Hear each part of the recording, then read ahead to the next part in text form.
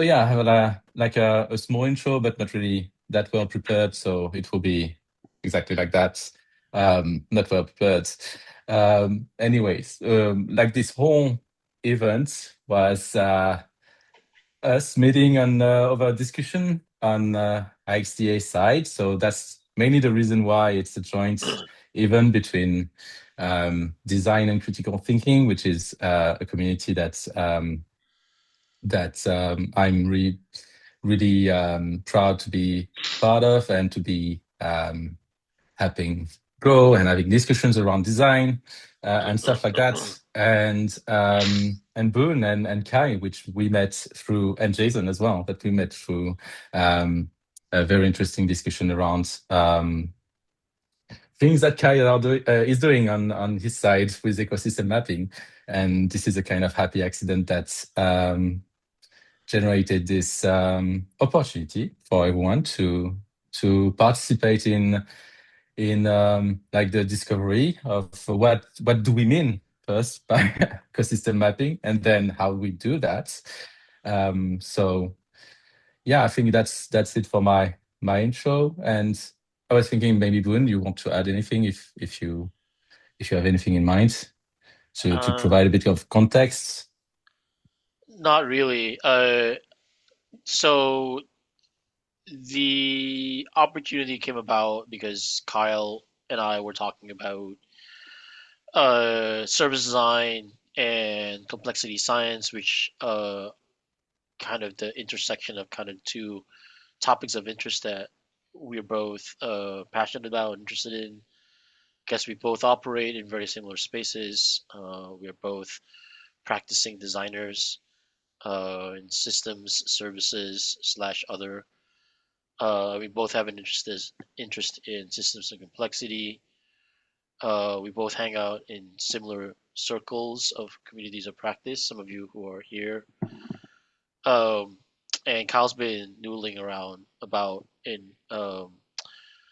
having lots of different thoughts and ideas and experiments in the ecosystem space. So uh, yeah, I was really just genuinely really curious to hear more from Kyle and excited when he proposed doing it as a kind of event slash workshopy type thing.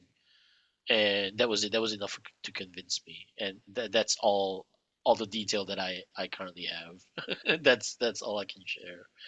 Um, so I should hand the mic over to you, Kyle, to complete the rest. Dot dot dot.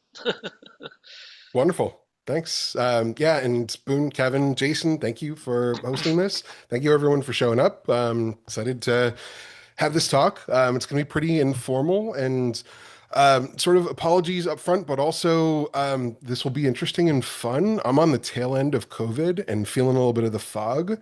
And so I kind of steer into the delirium because I think that there's an interesting generative sort of opportunity that comes from delirium. So let's see what happens. If I start staring off into space, though, just give me a moment. My brain's rebooting and I'll be right back.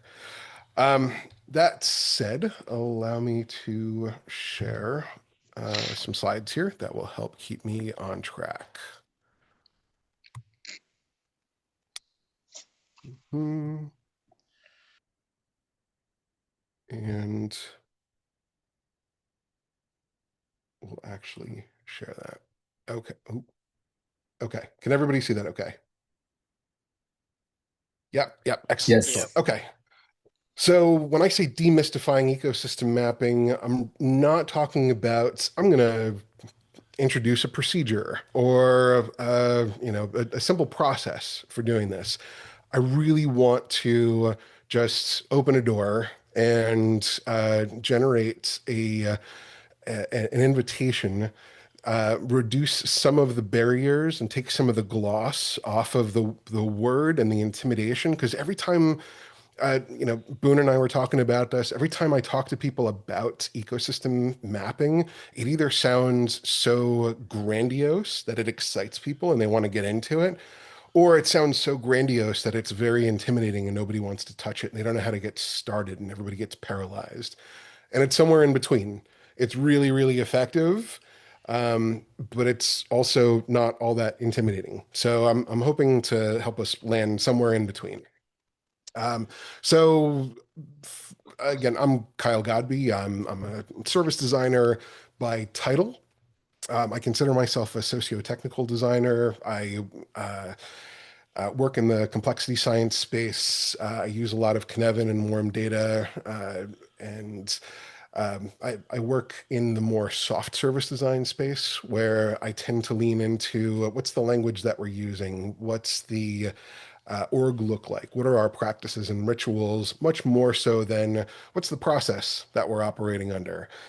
I love the idea of an abstract cartographer because the maps that we make aren't true maps the way that we understand maps. They are more diagrams, and we'll get into that a little bit. And I've been a noisemaker since I can walk, and so I can't leave that identity behind. That's my LinkedIn, and I co-host Field Notes from the Swamp with my friend Jen Brizelli, and we talk about being practitioners in this space with regularity. I also would love for you all to introduce yourselves in the chat by throwing in, if you're comfortable, throwing in your LinkedIn uh, profile as an invite, because this community is pretty segregated. People that have these sort of interests are kind of lone wolves, I find. So every time I get this opportunity, I love to say, you know, go out and find each other, send folks a DM and connect for 30 minutes, have a coffee chat, exchange some notes, ask what you've been up to and what keeps you running and what you're curious about, that kind of stuff. So if you're open to it, throw out your LinkedIn, and we need to have a richer community around this kind of work. Today, I'm going to talk about some of the fundamentals of ecosystem mapping. It's going to start really, really broad, but I'm going to funnel it, put some finer points on those fundamentals, get into a bit of practice, or at least what the practice looks like, some practical examples, um, some on-ramping, how to get started, that kind of stuff. And then we're going to get into some breakouts, go into a Miro board, actually play in the sandbox a little bit. Nothing too hardcore, 20 to 30 minutes or so. And then we're going to talk about how we got our hands dirty and go into some Q&A. So fundamentals. Let's get started there. And in my delirium, I'm mixing my sayings and my idioms here. So we'll have fun with that too. All right. So I said I'm going to start really, really broad. Um, one story I want to share. So about 20 years ago or so, maybe a little bit more now, I developed a real fear of flying. I didn't always have one, but I knew somebody that died in a plane crash. We had a corporate jet that crashed, and the sort of mortality of flying suddenly hit me pretty hard.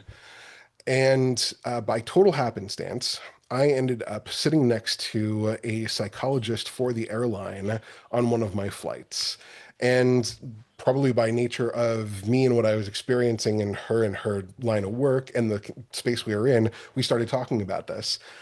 And she gave me a quick pointer. She said, what you want to do is write down exactly what you're afraid of. But the rule is you have to do this, like, pencil and paper, not typing out, none of that. You write it down and you can't repeat yourself. So if you're talking about the engines fail on the plane and you fall out of the sky, or a wing falls off and you fall out of the sky, those are the same thing.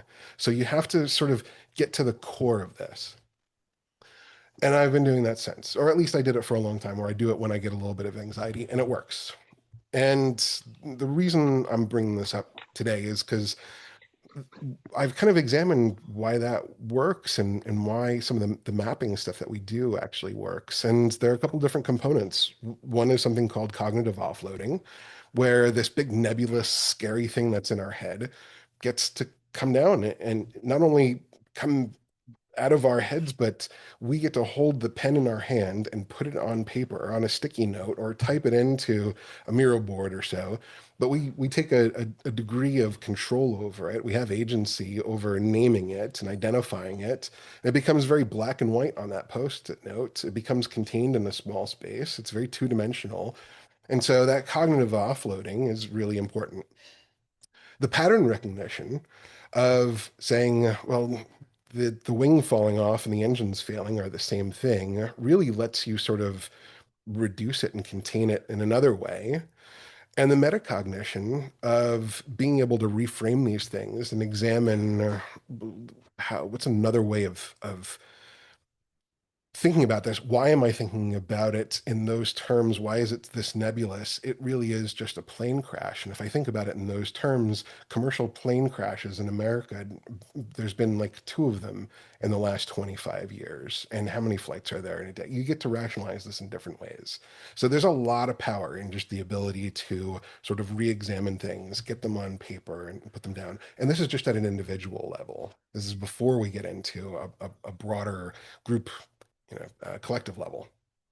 So, first story. Second one is something interesting I stumbled over. I'm a bit of a geography nerd. I found this on Reddit maybe 10 years ago or so. Bigger geography nerds than I am that get into this thing called cartobibliography, where they share these old maps and they try to source not just what year they're from, but where they originated from. And what's kind of fascinating about this is so you have to figure out these what countries were there. Is that country still available then? When did that country exist? But also, how did the borders look then? You can look at things like what's the language that's written on there, sure. But it's not so much about the language because a lot of these are written in English to satisfy the Anglosphere. It's also about who recognizes what borders, which gets really fascinating when you start to break that down. So I don't know what I'm looking at right here. This is an old map that's about as far as I know. I don't get this deep into it, but this is something that's a little bit more modern. So here's a good example. If you look at Greece and go north past North Macedonia, there's this pink diamond. That's Kosovo. So here in the US, we recognize Kosovo as a sovereign state. So this could easily be a map that originates from the US. But Russia and Spain, for example, do not recognize the sovereignty of Kosovo. So you wouldn't find a map, even if they printed it in English, that had Kosovo on there. They would all be part of Serbia. The reason I bring this up is to say that not all maps from their origination are the same. There's no single truth in how a space orients or what it's shaped like.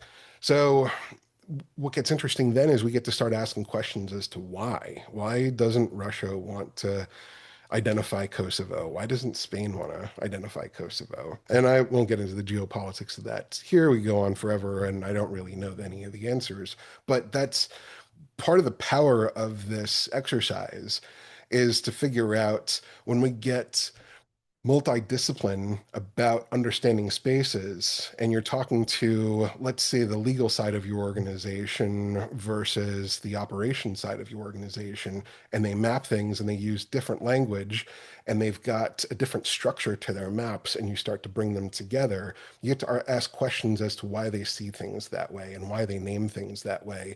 And those questions really start to illuminate an entire different dimension to the relationships within a larger organization. That's something called intersubjectivity. And according to Wikipedia, that means it describes the shared intersubjectivity describes the shared understanding that emerges from interpersonal interactions. That's a multitude of us looking at the same thing, but describing it in a variety of ways. It's a slightly easier way of saying that. So that's the power of this sort of mapping. What I'll say ecosystem mapping is not, and that's something easier to explain sometimes. It's not generating consensus. We're not there to find a single truth. It's there to really recognize that there's a multitude of truths. This is to steer into the plurality of a space. If you are looking at the mobility of the downtown of your community, you can identify that your drivers, your bicyclists, and your pedestrians all have very different needs that might be in contrast. The idea isn't to get them to agree on something necessarily, but to recognize that those ideas have probably some overlap in needs, but they will have some contrasts as well, and that's okay. The challenge there is to figure out how they coexist. It's not for measuring time and distance necessarily. This is a bit abstract. It is not for direct routes. It's not for that degree of planning. It is more to show relationships, grouping, really sometimes just inventory. Um, it's not for capturing the holistic system. This is not just to be broad. It's not to identify everything. It's really what's identifiable within the context of the people that are uh, you're working with, really. It's certainly not for archival purposes. This isn't something that you're going to build a document and then you're going to say, great, we figured it out, and then shelve it. And then 2 years later, when somebody gets onboarded, they can go and look at this and say, excellent, I understand it now. Because this is a very fluid and complex space. It will not look like that for long. I'll get into that a little later. It's not necessarily for identifying pain points. I realized after I wrote this, sure, you can use it for that. But again, if you go back to my example with the downtown area, if you identify the pain points of your pedestrians, but ignore everybody else, I mean, that's fine, but you'll realize that you're really just designing future problems for your drivers and your cyclists if you're focusing on the pain points of your pedestrians. And so again, you're looking at the multitude or the plurality of a space instead. And it's not for indulging in infinite ingress or regress. Again, it's not for the holistic picture. It's not to just be expansive and have these massive things. And I see that when I go open up Google Images and see ecosystem maps with 400 nodes on them. I don't know how functional those are in a lot of cases. And that's kind of the point of this, is that it is actionable. So what it is, it's a lot of different things. So this is an example of one I pulled off of Google Images. This is one where someone's using concentric circles, and this is what made sense to this group at a particular time. This is a sense-making tool at the end of the day. This group had a particular focus. They had a few things accessible to them at this period of time, and this is what they structured to make sense of the questions that they had and the information that they needed to sort through. And this group, they wanted to be very customer centric in the way that they wanted to do it. And this is the tools that they had and the information they had to sort it out. It's also an ecosystem map. It looks very different than the last one, but it still very much applies. This is another one. It doesn't look like it's very much centered around any one thing, but it allowed things to be connected and there to be a flow here because it looks like these lines are directional, and things to be grouped and things to get out of people's heads and to be made sense of. It's not particularly pretty, but that's okay too. But this all applies. And there's this. And this doesn't actually have lines in terms of connecting a whole bunch of dots, but this shows that there's groupings and there's relevance, and it's things are categorized in a particular way, and or they're adjacent for a particular reason. So all of these sort of apply. And the reason why I'm showing these is, again, to kind of take that shine off of, we need to have these massive network maps that show the enormity of an ecosystem. And more to say, what we're doing is taking information that is paralyzing people and visualizing it in a way that helps people understand something, have an aha moment, and walk out of the room and do something a little bit different. Because doing something a little bit different is a catalyst for systems change. And that's kind of why being a little informal like this is really good, because that systems change means that you then have to rework all of this because they've just upended everything that you just mapped if they've actually made a change. So a couple of principles that are important to understand when you're thinking about, do I want to map it this way, or can I just use some of the swim lanes or service blueprints or journey maps or process flows or whatever else that are out there? One is the actual canvas that we're working on is usually related to time. And so when we see things like a service blueprint or a swim lane, clock time is usually what we're working with. And this says that we're working with an external force, which is clock, and all actors are synchronized and all time increments are in tempo. It's bound by a sequential series of events. There's a synchronicity to it, right? The other, and this is where ecosystem maps really break away from it more than any other way, is in event time. And that is where actors are self-organizing. It is less to do with a chronology of events and more to do with a relationship um, and interdependency and identifying the groupings of things. And so it's taking advantage of opportunity, necessity, competing priorities, anomalies, those sort of things. It allows for that.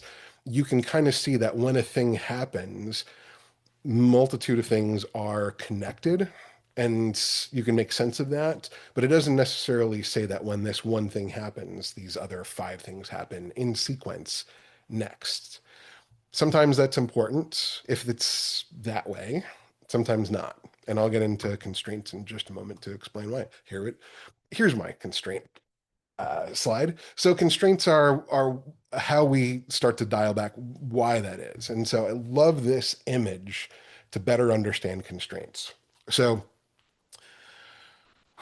I could do 90 minutes plus on constraints and not even scratch the surface and create more arguments than clarity on constraints. So I'm going to try and just skim the surface here with three high-level notes on enabling constraints, which we also call affordances often, permeable constraints, and rigid constraints. So affordances, think about as, or enabling constraints, think about the road. So it is a constraint in fact in the fact that you have to follow the road. You can't just drive anywhere. It is not open space like a parking lot with no barriers in it. But it's enabling in the sense that this is a forest and there's a river cutting through the forest. It does enable that you can drive through the forest and it knocked down trees to become that road. And so if it wasn't for the road, it would be forest and nobody would be driving anywhere. So it's enabling, but it is constrained at the same time. Okay. Permeable constraints on that road are yellow lines. And there are the permeable constraints of the rules of that road that here in America we drive on the right side. And so we're going to maintain that because that's the safest way to do things and it keeps a bit of order. But it also says that if there's an accident or if there's construction or if a deer jumps out in the road while I'm going along this, I can break that rule. There's a safer option that allows me to veer outside of the yellow lines or pull off on the side of the road. So it's not containing, but there's a permission that's allowed. But it allows me to sort of break that constraint. It's permeable. Rigid constraint is what's happening on the bridge there. It says, regardless of the fact that there might be an obstacle up front, we're going to put a concrete barrier on the side of this bridge because it's better for you to brake and not hit that obstacle than it would be for you to veer off and drive off the bridge. Trust us on this. We're going to put a rigid constraint on there. Reason I bring this up is when we talk about those time constraints, whether it's clock time versus event time, whether you're trying to figure out how to connect some of these things while you're mapping them, if you've got rigid constraints in place, you can actually map them out that way. That says things are locked in so that they are in a particular order. When I go drive through the Starbucks drive-through, I'm actually locked in by concrete barriers. I don't have many options, and I have to use their menu. I can't go order a pizza at Starbucks. There are rigid constraints that keep me in a consecutive order there for the most part. But when I go to the farm to table restaurant, things are much more open-ended. And so I can take advantage of some of these affordances and permeable constraints. And so opening up and using the event time structure is a better way to represent that.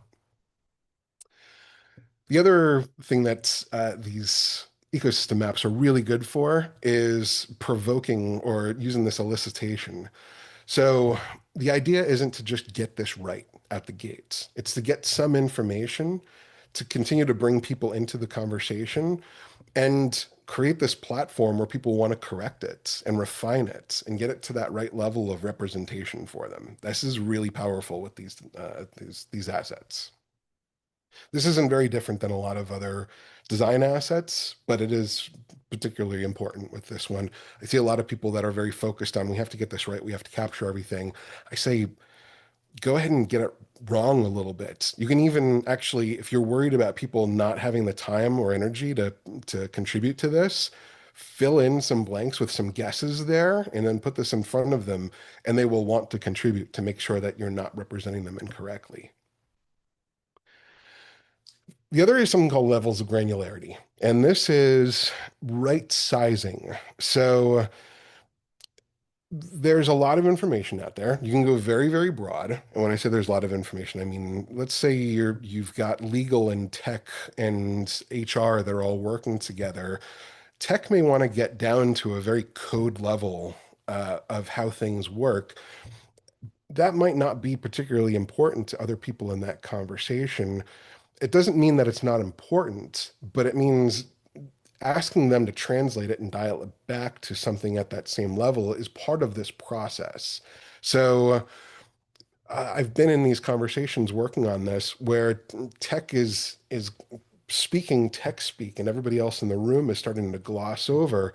If you can break out of that and ask them to just bring it back to civilian speak and they can explain, oh, well, you're expecting us to have 30 seconds updates, but it's going to work on more of a minute or a 5-minute timer or something along those lines. Suddenly everyone can start to work with that. So this is sort of about translation. It's about getting it to the right sizing so that multiple disciplines, multiple people can understand how deep you want to go, how many ways you want to split things out. I've got the picture here of what's called the coastline paradox. It's when we're talking about complexity and I'm losing a word here, having a brain fog moment, but essentially the closer you get to things, the more complex they become. It's a bit of a paradox. The expectation is you get closer to it, you should get more information, but it generates more questions. Is really the fractal problem. That's what it is. Is we're looking at fractals. It's just going to continue expanding, and the closer we look. So it is about right sizing. It's not about constantly diving deeper, and it's also not about reducing things to a level that it's no longer valuable to us. And here's the last one, and that is, I kind of mentioned this a little bit before, be ready for this to be, I mean, build this for impermanence. The objective of this entire thing is that people are looking at it and they're having aha moments. And that aha moment is changing even the smallest behavior. And that small behavior is going to change how a thing, an output or an outcome is generated. It's going to change an impact. And that's going to have a bit of a domino effect. So everything that you've just mapped out, everything that you've documented, everything that you've researched now needs to be reevaluated. And so building these, again, is not for archival purposes. You're not writing it once and putting on a shelf. This should be a cycle. It should be a habit of maintaining this, upkeeping it, bringing people together and exploring it, because it should be constantly changing. And so when I see some of these really beautiful infographic looking ecosystem maps, I kind of like there's a lot of energy spent on that I just see somebody's going to have to put in a lot more energy to change that over and over again. But these really simple, just Miro boards with a couple stickies all over them, or a whiteboard with a bunch of post-it notes on them that are easy to move around, that to me is ideal because that gives people the freedom to engage in it and move it around and refine it as needed. So I say build for impermanence. All right, in practice. So let me put a finer tip on this a bit. So starting with stories. This is asking people to diagnose situations, give the broad view is pretty problematic. Usually, this is when you get to people's broad assumptions on how they think everything works. If you can ask people about their stories and you can get enough stories, you can really start to paint a good picture of things. So you want to invite impacted people to start with. This is kind of how I like to get started with. We're going to do this, and I did this recently with the Department of State, and this was the process I went through. So invite impacted people. Impacted people means just that. If there are decisions being made here, will they be impacted? Yes or no? It's a really simple calculus. So if you're not able to invite impacted people, mark that on your map that people were not represented or there's a big question mark, but I would not gloss over it and I would not go to anyone else and say, can you represent a person that's not here? And I don't mean an individual necessarily, I mean groups of people. So invite impacted people. Maximize groupthink. What that means is if you've got a group of, say, legal folks, bring 3, 4 legal folks together and let them converse about things, tell stories, let them contribute to this as a group first so that there's a bit of validation there. What I think we often want to do with diversifying this is bring legal and tech but what ends up happening is there's a fight. The loudest voice in the room ends up overpowering the one person that's got a great story and great insight that's usually a little bit quieter and more timid gets run over, and then we miss that. But if we can get to the group think, we can get a solid structure of information from a group first. We want to provide them a typology so that they've got a starting point, and I'll show typology shortly. We want to document key story items. That's part of that typology. Again, I'll come back to that in a few. Then, once we've got that group think, we're going to infuse contradicting experiences. That's what I was saying before about when we've got the US that identifies Kosovo and Spain does not. Let's put the two of them together and ask why. This is when you've got tech that says this is how a thing works, and legal says this is how a thing works, and those things don't align. Let's put them in the room together to figure out why they see things differently. And then we do that level of granularity of deconstructing and reconstructing to figure out how we get to a language that makes a little bit more sense, not necessarily consensus, but we break things down in a way that we can have multiple nodes that still make sense to us. They're coherent, is what we like to say. So here's a good example of a typology and a good way to start. This is something called a 5R map. Don't worry about the image. That's a map that I put together a million years ago, but this is what a map might look like. The typology is more important. 5R map uses this typology of 5 items, and it's really 4 items with the lines. So it's results, resources, roles, and rules, and then connected by relationships. Easy way to do this is start with results. If you go to people and say, what are you accountable for? They can spit them out pretty easily. It's their elevator pitch that they're built for. Then you ask them to build backwards from that. What are the resources that you use? What are the teams that you depend on? What are the tools that you use? What are the documents that support this? Those sort of things.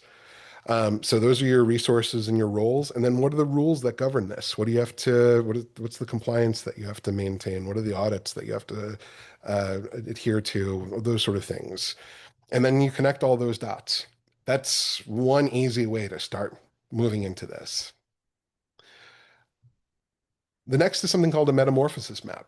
And this is when I find people are really under the impression that they have a linear process, that they have formulated a procedure, and they can't imagine that they've got talent, they've got um, they've They've got people that are creative. They've got a bit of what's the word I'm looking for? Um, Improvisation that happens throughout the process. They think that something just works first this and then that throughout the process. So you can start mapping it out as a procedure, first this and then that. What I like to do is start in phases.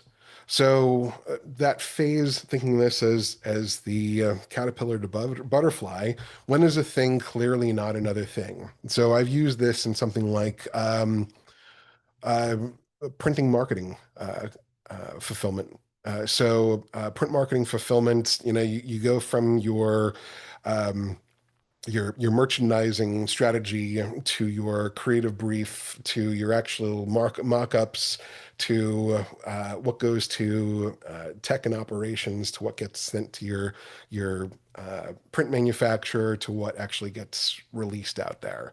That seems to be a first this and then that. You can do that as phases. It stops being one thing. It stops being your strategy and it becomes an actual written brief. Stops being your brief and it becomes your proofs. Great. But within those phases, it's not those, when you consider those constraints, it's not necessarily a first this and then that order. People end up having to improvise because weird things happen. You get sign off from this person, but not that person. Something fails in this area, and so you have to go work somewhere else. This one item takes anywhere from 3 to 8 days, but this one presents itself earlier. Those sort of things happen. And so you can still represent those very differently along the way. So start with the phases and then still slowly break down from there.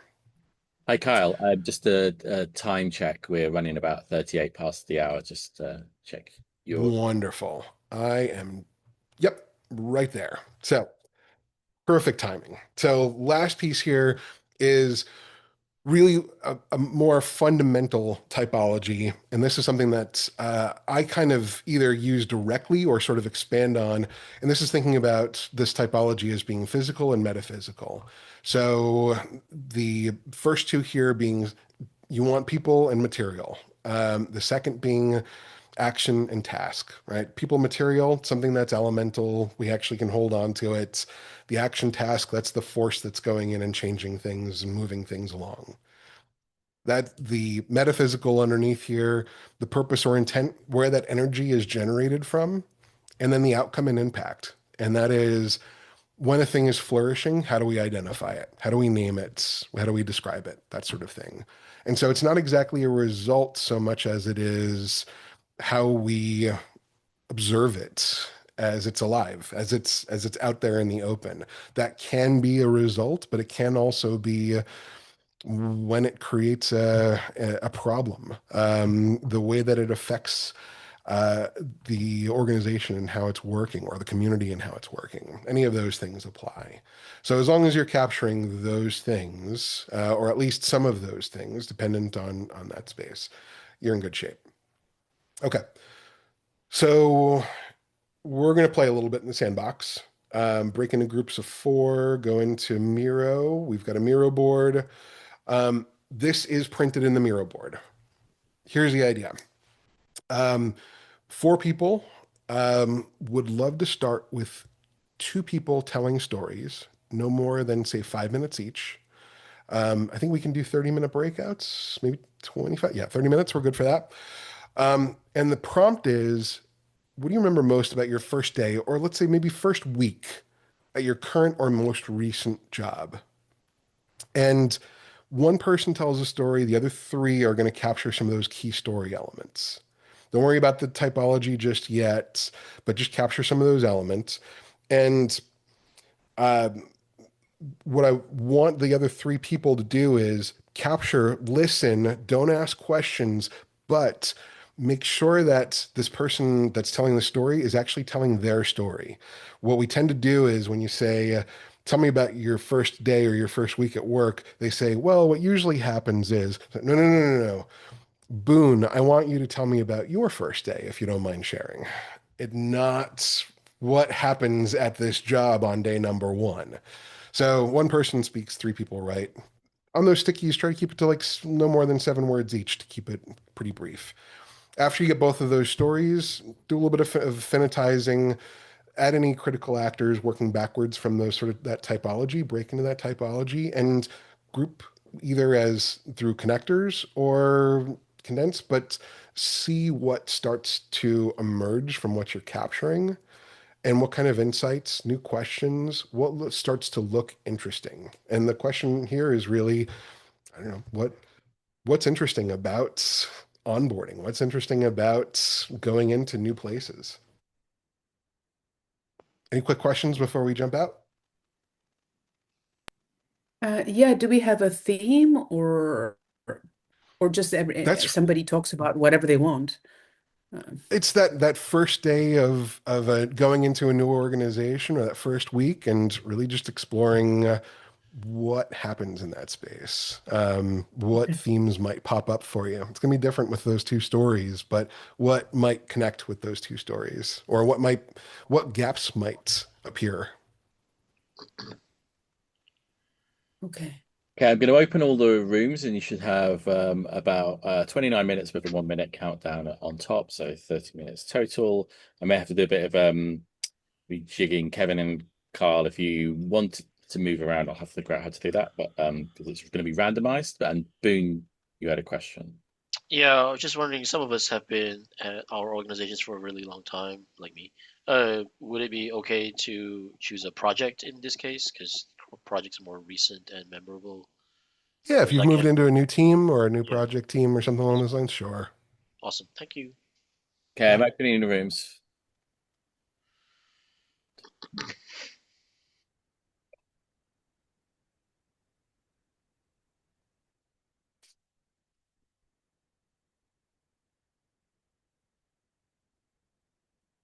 No, interesting.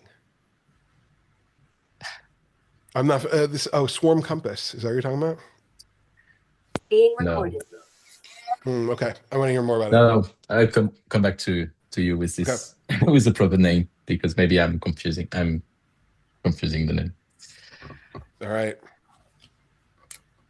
Is everyone back? No, there might be some people Yep. still closing out in the last remaining 20 seconds or so. All right.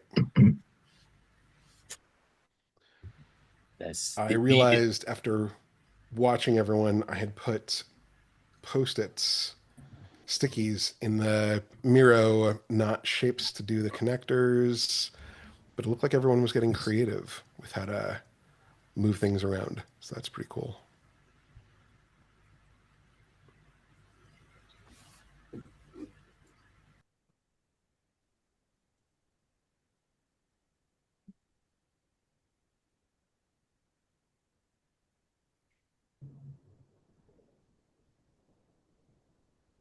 cool. Should be back now.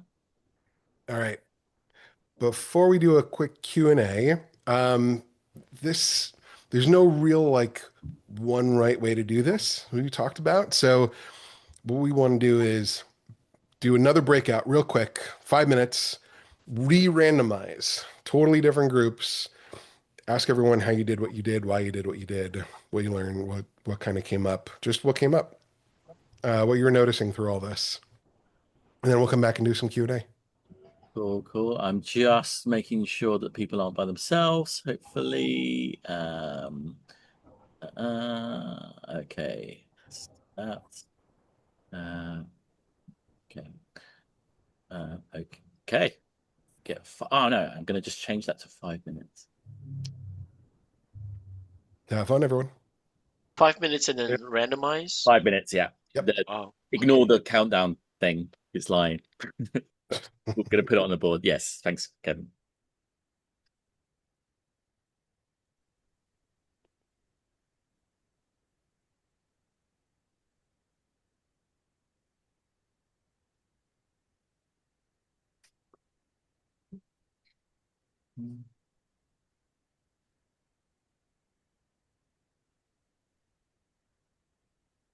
See, I'm gonna move that. Okay, one person by itself. Move to. Dun, dun, dun, dun, dun. Oh, I moved to 3.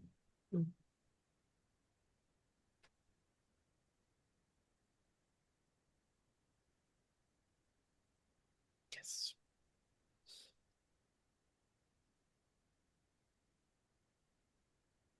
All right.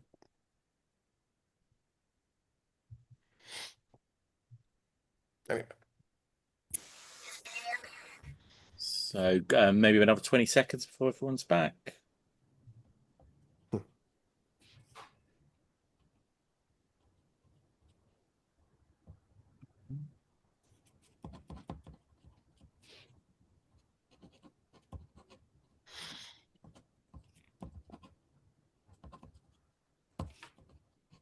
Hey. Welcome back, everyone.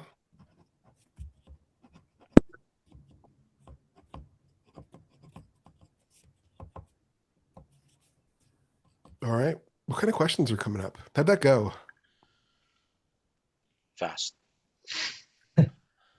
Yeah, if you don't feel Fast. comfortable speaking, like don't hesitate to ask them directly in the chat, and I can read them aloud if you want to. Just open a mic. It's I guess it's informal. So Can I ask? I'm seeing, or what I've heard or noticed is that affinity mapping is something that we are all quite good at doing quickly, and it's the first thing we go to. We're naming themes. We're seeing some of the heart of the story. But how do we get from that to this model that we're talking about today? Well, that's a good question. Some of it is, do you have to? Is Fair point. one question. And, you know, it's, in some cases, if that clarifies, if there's a good aha that comes out of that, I don't know that you necessarily do have to. Another part of it is once you, I think, I'm curious as to what happened when you had two different stories start to collide. What started to come up, because when you get different people with different experiences, different stories, different points of views, start to evaluate things, it's very different than one researcher trying to categorize an affinity map. And so now there starts to be a little bit of conflict, and now we need to start to break things down a little bit. Things connect a little bit differently, and things don't fit very neatly into a single category anymore. They connect to multiple things. So that's where these can start to look more like spider webs than, verticals. I think of what is that game? Scrabble. That Mhm. these tiles get thrown together in like these little linear, like you say, a spider web or a Scrabble map. I think what happens is we start to strike ranges. So positive experience, negative experience range. Um, was welcomed, was not welcomed, was informed, was not Mhm. informed, and all the ranges in between. And so we start to see scale. Yeah. Yeah. And that, again, the having a single person making that judgment, or a couple people trying to find consensus there. Yeah. But this is where when you start to scale this a little bit in a bigger room, like what's kind of interesting to me, stepping back and looking at, we had 10 different groups, or maybe 8 different groups putting this all out. We actually got, so I guess 16 different stories. Then we can kind of now infuse this whole Miro board and start to play with that and see what happens. And that's going to look very different than 3, 4 people in a single room doing this. And now the conversation about what's a good story versus a bad story would open up if we had a lot more time and resources available to us than that 20-minute exercise, 30-minute exercise we went through.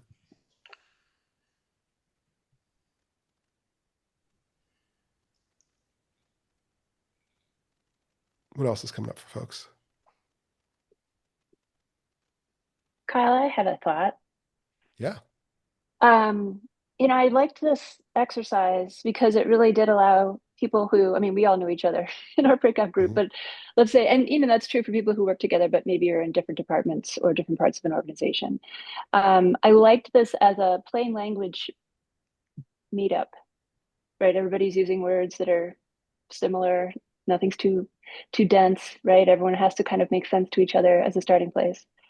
And I was thinking about, because it came up in our conversation, for those who are sort of Kinevin heads, I started to convert some of these things to actants in my mind. And so I was imagining then at a second pass over time, potentially, once the humans involved made sense with each other and got things to a place that wasn't nailed down like forever, but just like good enough, right? We've got enough here to work with.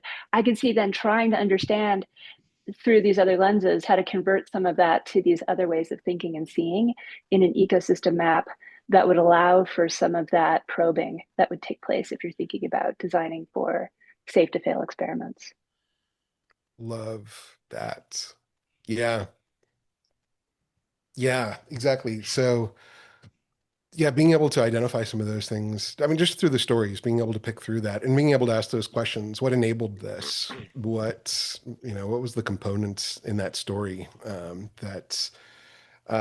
or something when I'm going and doing these as interviews, every time I hear an acronym I don't know, a piece of software I've never heard of, policy or a process I've never heard of, all of that gets written down as one of those post-its. Those are all actants at the end of the day, which means those are something that we can interact with in some way or another, and those have some place on this map, and they are all. Somebody is driving those, somebody owns something somewhere, those can be decomposed at another level if they have to as well. Boone, what's up? I'm curious to know, in your experience, or if you were to think out loud a bit, where would you take it from here if you were to take the existing materials, stickies, whatnot, against these 4 dimensions: people, material, action, task, purpose, intent, outcome, impact? What would you do with it? Where would you go? What you guys just put together now? Yeah, I'm just curious. Yeah, so the idea isn't to remove it from people that have contributed to it. I would say we all go back into it. We all start to put it together. We first sort of refine it in the groups that started. So go back to the original groups of 3, 4 that we intended. Get that to a more comfortable place. Maybe convert the stickies into shapes so that if there needs to be connections, connected, but have some more time to refine that. Go to that group think. Yeah. And then start trying to merge into a larger map and see what might be redundant, where some gaps might show up, and start to ask everyone what everyone's noticing, what themes are out there, what patterns are we recognizing, what's absent, what questions are popping up. And that would be my first question for everyone here is, did anything interesting pop out between those 2 stories, some synergies across 2 different stories or 2 gaps? Anyone notice? Yeah, I mean, for our group, it was interesting because even though we had 2 very different experiences, it kind of came down to like, what is the purpose of onboarding? Because they weren't very well designed onboarding processes. The weird experiences are like, man, is this really the company that I signed on to be a part of? And so being able to see like, oh, even a poorly designed onboarding process, like all the way down to who do they interact with in their first week?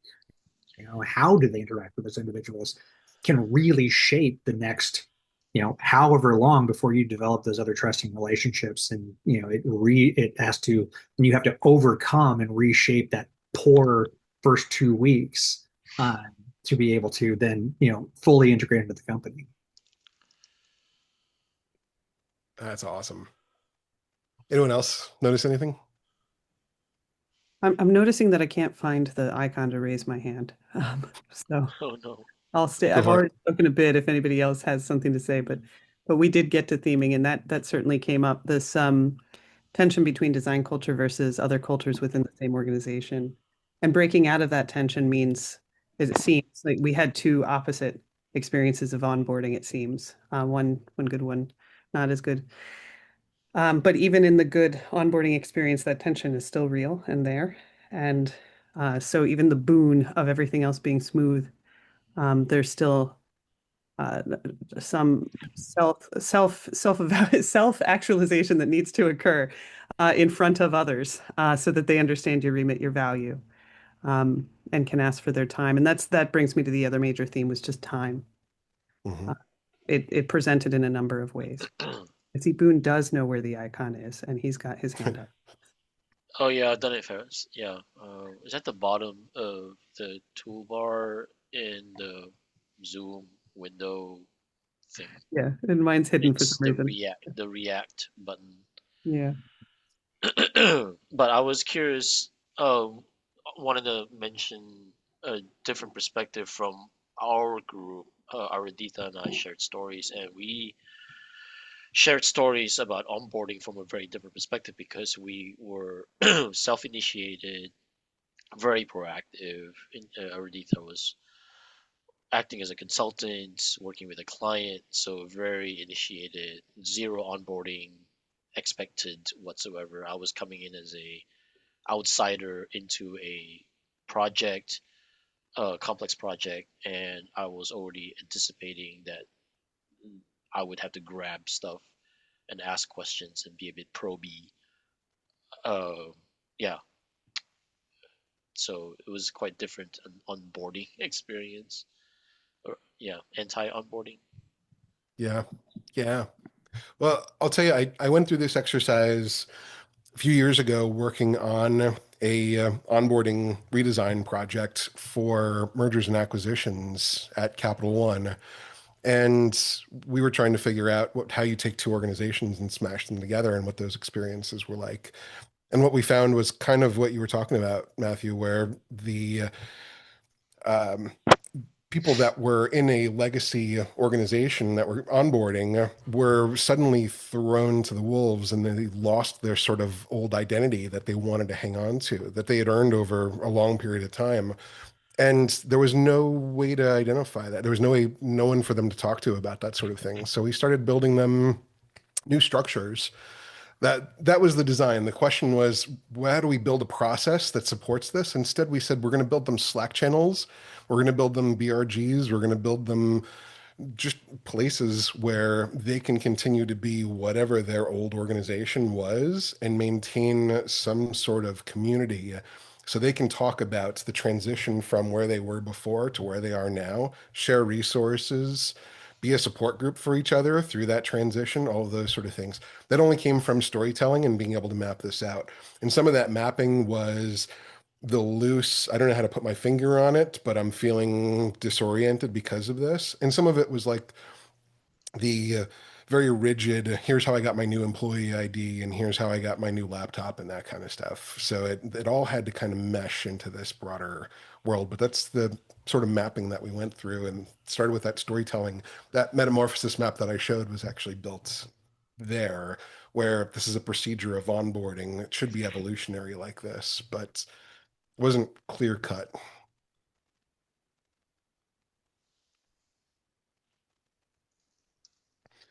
I see we're a few minutes over. I'm happy to hang out if anyone else is, but please don't feel on the hook. If anyone has more questions, wants to hang out, geek out about ecosystem Maybe we mapping. can stop. Maybe we can stop the recording. So if people want to Mhm. ask any question,